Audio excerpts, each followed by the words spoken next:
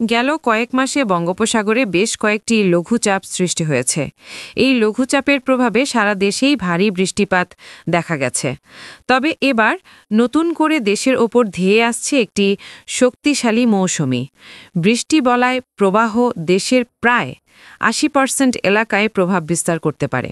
এই বৃষ্টিবলয়টি দেশের পশ্চিম ও উত্তর পশ্চিমাঞ্চলে ও দক্ষিণাঞ্চলে বেশ সক্রিয় হতে পারে বলে জানিয়েছে বাংলাদেশ আবহাওয়া পর্যবেক্ষণ দল। আর এই কারণে দেশের বেশ কিছু অঞ্চলে সতর্কতার কথাও জানিয়েছে সংস্থাটি।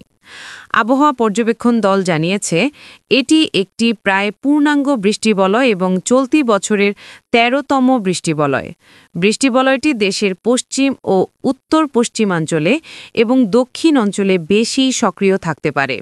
এটি সারা দেশে একসঙ্গে সক্রিয় না হলেও নির্দিষ্ট কিছু এলাকায় অতিরিক্ত সক্রিয় হয়ে ভারী বৃষ্টিপাত হবে।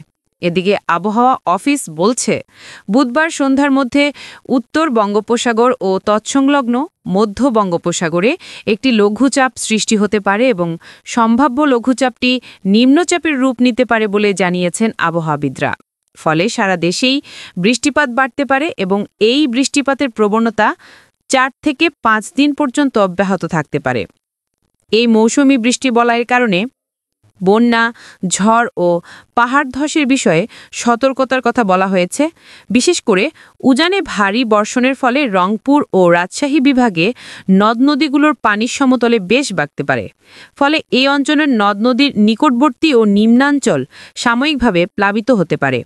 এছাড়া দেশের বেশ কিছু এলাকায় নিম্নাঞ্চলে সাময়িক জলবদ্ধতা সৃষ্টি হতে পারে বলে জানানো হয়েছে। রংপুর, রাজশাহী, খুলনা, ময়মনসিংহ ও বরিশাল বিভাগে এই বৃষ্টিবলয়টি সবচেয়ে বেশি সক্রিয় থাকতে পারে বলে জানানো হয়েছে। বৃষ্টিবলয়টি চলাকালীন সময়ে সাগরে নিম্নচাপ থাকার সম্ভাবনা রয়েছে।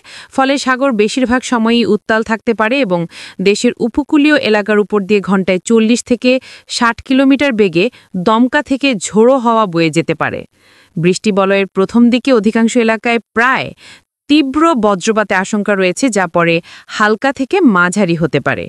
এদিকে বুধবারের আবহাওয়া পূর্বাভাসে বলা হয়েছে সারা দেশে বৃষ্টিপাতের প্রবণতা বাড়তে পারে। ঢাকা, বরিশাল, চট্টগ্রাম ও সিলেট বিভাগের বেশ কিছু জায়গায় এবং রংপুর, রাজশাহী, ময়মনসিংহ ও খুলনা বিভাগের অনেক জায়গায় অস্থায়ীভাবে দমকা হাওয়া সহ হালকা থেকে মাঝারি ধরনের বৃষ্টি ও বজ্রসহ বৃষ্টিপাত হতে পারে।